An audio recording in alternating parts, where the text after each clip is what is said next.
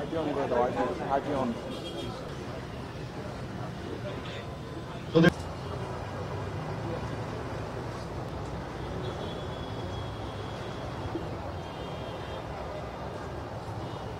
30টা medical ডিসপেন্সারির কার্যক্রম শুরু করতে যাচ্ছি একসাথে। এতে করে আমরা 61টা জেলায় মোট অবসরপ্রাপ্ত 1,55,264 জন সশস্ত্র বাহিনীর সদস্য ও তাদের পরিবারবর্গের মধ্যে 4,65,792 জনকে চিকিৎসা সেবা প্রদান করা সম্ভব হবে। অর্থাৎ এই 61টা জেলায় যেই ডিসপেন্সারি, মেডিকেল ডিসপেন্সারি এবং ডাক্তার থাকবেন, তারা এই এতজনকে পরিপূর্ণভাবে সবাইকে চিকিৎসা সেবা প্রদান করবেন। তাদের মোট সদস্য সংখ্যা হচ্ছে 4,65,792 জন। এবং যারা হিলফ্যাক্সে, 3টে হিলফ্যাক্স ডিস্ট্রিক্টে যারা আছেন, তাদের লোকাল এমডিএস এর মাধ্যমে তারা সেখান থেকে চিকিৎসা পাবেন এবং সেখান থেকে তারা ঔষধ পাবেন। রিটায়ার্ডদের জন্য আরও অনেক পদক্ষেপ আমরা গ্রহণ করছি।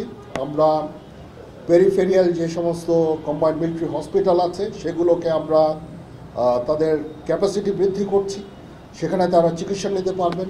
আপনারা জানেন যে বাংলাদেশ সশস্ত্র বাহিনী বোর্ড সশস্ত্র বাহিনীতে কর্মরত এবং অবসরপ্রাপ্ত সেনা সদস্য এবং তাদের পরিবারবর্গের কল্যাণার্থে প্রতিনিয়ত কাজ করে যাচ্ছে। এটা একটা আন্তঃবাহিনী প্রতিষ্ঠান। এই প্রতিষ্ঠানের মাধ্যমে আমরা ইতিপূর্বে 20টা জেলা থেকে 64টা জেলার কার্যক্রম পরিচালনা করে আসছিলাম, বিশেষ করে হেলথ কেয়ার যেটা। এখন আমরা সিদ্ধান্ত নিয়েছি যে আমরা আরও 30টা মেডিকেল ডিসপেন্সারি, আগে যেগুলো ছিল সেগুলো ব্যতি রেখে আরও অতিরিক্ত 30টা মেডিকেল ডিসপেন্সারির কার্যক্রম শুরু করতে যাচ্ছি একসাথে।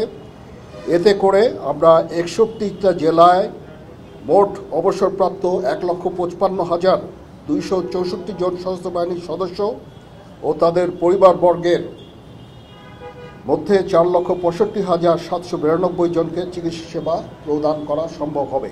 অর্থাৎ এই 61টা জেলায় যেই ডিসপেন্সারি, মেডিকেল ডিসপেন্সারি এবং ডাক্তার থাকবেন, তারা এই এতজনকে পরিপূর্ণভাবে সবাইকে চিকিৎসা সেবা প্রদান করবেন।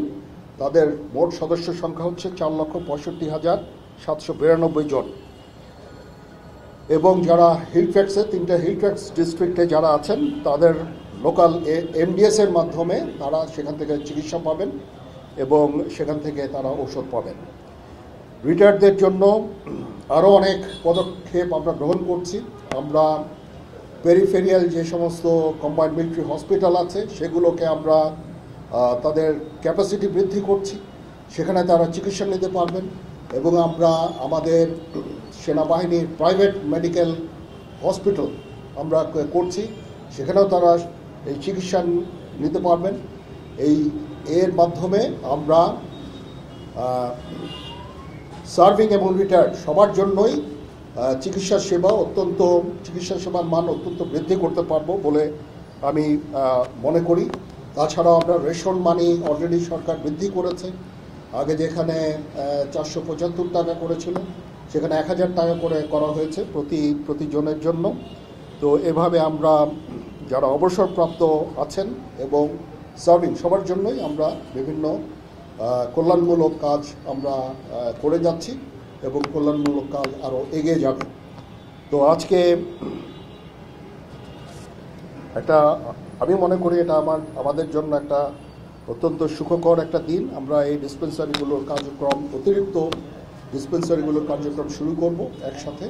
এতে করে 61টা জেলা কভার করা হবে এবং বাকি 3টা জেলা আমি যেটা বলেছি এমডিএস থেকে তারা চিকিৎসা সেবা পাবেন।